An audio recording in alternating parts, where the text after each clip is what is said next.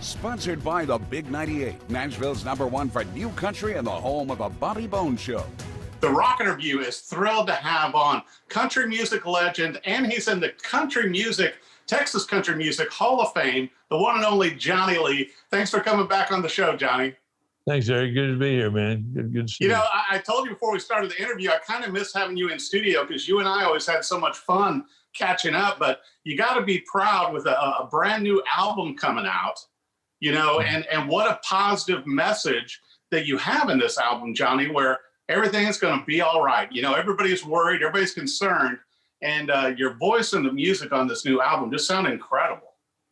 Thank you very much. I appreciate it, man. Thank you. Yeah, you know, and also, you know, you brought in a few friends. I mean, you got Willie Nelson playing on one of your songs. Yeah. How did you work that out? I just texted him and asked him if he would. He said, sure. Sent it to the studio. So I finished recording and sent it over there. And he sent it back. And so, boom, it was done.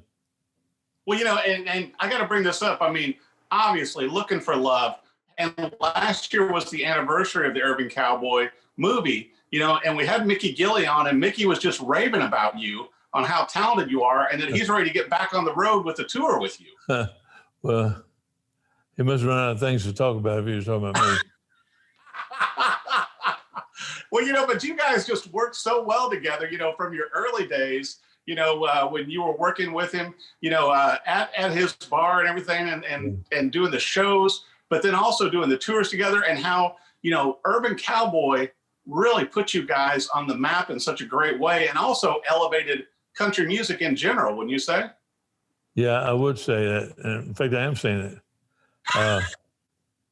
I figured when Urban Cowboy came out, I thought it was going to catapult our careers up 10 years or set us back, you know. And fortunately, it set us up, you know. So, yeah, it was really a joy to work with Travolta and Deborah Winger. You know, and also listening to the entire album, which it does release on February 12th, the entire album. You've already got the single and video out, but you know, there's so many songs on there, Johnny Lee, to where I feel like they could have been back on Urban Cowboy. You've got some strong, like, you know, like having fun at the bar songs on there that really feel like you. I didn't know I could record them at the time, you know, and I was writing songs for everybody else, except for Song on Fiddle. Yeah. Wrote that for me, yeah. Wrote that actually for Charlie Daniels. They went down to Georgia, and I figured, oh man, if I could just get this to him, you know. I love that song, but it's such a fun country song, you know, and you picture when you hear it and you read the lyric, it's like you picture somebody sawing on the fiddle. Megan Mullins played fiddle on that song. I read a Dalton Gang's book, and the band came to this town in Kansas, and of course everybody went to see the band, you know, it was a big dance. And they had a stepdad, he was no count, you know, and so he found out the fiddle player made more in one night than he made in a couple of weeks. So he went and bought an old fiddle. I thought, oh man, I got to do this. So I put my life story into it, you know, and came out with a song, man. Well, you know, it's so incredible to me, Johnny, you know, how far you have taken your career, you know, starting out playing music young and then going in and serving our country in the Navy, but then coming out and you really went after this music career that just flourished over the years. And now you've become a legend in the industry. And I got to bring this up, you know, last year you and Mickey were recognized by the CMA with Old Dominion playing your song. How did that feel? I told Mickey, I said, man, it only took the CMA 40 years to invite us here, Mickey. And so he got a kick out of that. So it felt good. You know, everybody said, Johnny, you should have been singing it. You should have been singing it. It made me feel good, but Old Dominion did a good job on it, man. It's a testament to you and your music, and also the friendship between you and Mickey Gilley, how you guys still keep touring. And I know that, you know, when things get back to normal again, you're ready to get back out on the road and play songs from this new album also.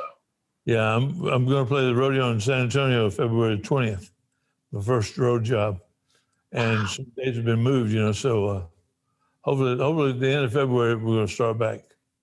Well, I found it interesting too, Johnny, sort of looking back over your life and career to where you actually started out as more of a rock and roller, with your first band, Johnny Lee and the Roadrunners. Oh, yeah. You're a little more of a rock guy in the beginning. Oh, yeah, I was. The first song I ever sang was Johnny Be Good.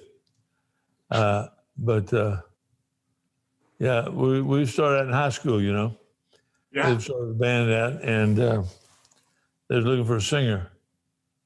And in high school, either me or Darryl Phillips or Billy Holder, we either did it or we knew who did it, Mm-hmm. So that was the reputation we had. So that's when I used to herd cattle and make believe I was a singer, and on a dairy farm. And I'll never forget, it said, okay, come on, audition for us, So I went ahead, auditioned, and I surprised everybody. I've been singing ever since. And we're thankful for that. I got to bring this up. There's so many great songs on this album, Johnny, and that I really enjoy. And they feel like Johnny Lee album, But Statue of a Fool is one of the first country music songs that you sang. Yeah, I did that. I learned that song so I get a job at after hours nightclub, Cedar Oaks in Dickinson, Texas. And Freeman Young and his wife owned the place. And so he said, yeah, we like you, Johnny, but man, you don't play any country. Learn some country and we'll hire you. So I learned Statue of a Fool. And at the time, I never did dream of ever get to meet Jack Green. And I ended up working on his last album he did. So I did Nightlife with him. And went to his house, went in the studio and did it. And wow, Jack Green, wow. God bless his soul, man. That is just incredible. And I read a story too, and you got to tell me if it's true or not, that when you originally approached Mickey Gilley to work with him, you told him that you guys were old friends from the past, and he believed that, and that's how you got the job at first. Is that true? Yeah, I told him, well, we did a job at Pleasure Pier. I said, you came on after I did, but I refused to let my band leave until I stuck around and heard you sing a couple songs.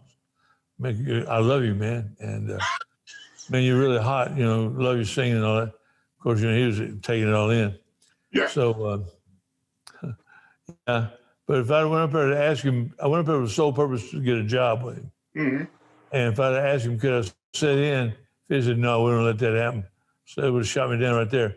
So I did the next best thing I could. I acted like we was old friends for a long time ago. He said, oh, yeah, I remember you. Shoot. And after I was working with him about 6 months, I said, hey, Mick, you remember that night I met you? He said, yeah, I don't want to be rude, So it worked out. So.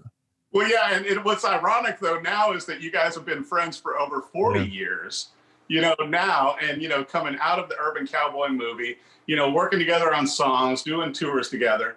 Well, I've got to ask you this, with Everything's Gonna Be All Right, to me, 14 songs, I know you're an overachiever. That's a big album. But you really put a positive message, out to all of your fans and everybody else in this album. Johnny, why? Well, I started writing Everything's Gonna Be All Right a couple of years ago, not knowing everything, was going to turn out like this. And Tony Ramey, a great songwriter, came and met me on my bus. I said, let me play this song, Tony. What do you think? But Everything's Gonna Be All Right. So, yeah, man, I like that. So he made up a couple of verses. And we left it at that. I never thought about it anymore. So when I did finish this album, I said, wait a minute. I did These Arms of Mine and Elton John song. Let's take them off the album. And make this my legacy album. Just some songs that I wrote on there. So I called Tony back up and said, Tony, remember that song we're working on? He said, I think so. Well, I reminded him of some verses he wrote. So I said, man, let's find it and let's get it done. So a couple of days later, he got back with me and sent me the tape, and I said, man, that's it. So it just fit. I'll tell you what, it's such a positive message, but the whole album to me it's a testament to the great body of work that you've had with songs and albums over the years, Johnny. And I can actually, listen to the music, I can see you perform on stage because I've seen you live, and it's just, it just seems like songs that you would play on stage. And now this new album, it's going to be tough choices on what you're going to play every night on the road, Johnny. I did another song called Your Song. Your Song for You, I think. Leon Russell's thing. Then with Tony Jolene, she used to sing with me at Gilley's, you know. And when in the studio, I said, Tony, come over, I want to do this song. So she played, it was a one take, we did it. And I said, after we finished this, man, that's it. But I wanted a cello on it. So the producer knew a cello player in town. He came over and did it. And so, you know, yeah, it's a bunch of songs that I love. I wrote a long time ago. It's amazing too, Johnny, that the songs that you chose stand the testament of time today and carry so much meaning. And I think it's great that you're coming out with this. Just once again, for our viewers, Everything's Gonna Be All Right, the brand new album from country music legend Johnny Lee, coming out February 12th.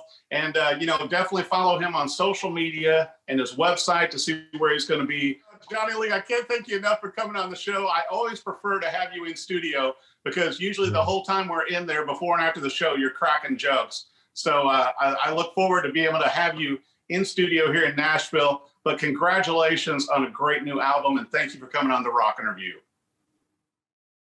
Sponsored by the Big 98, Nashville's #1 for new country and the home of the Bobby Bones Show.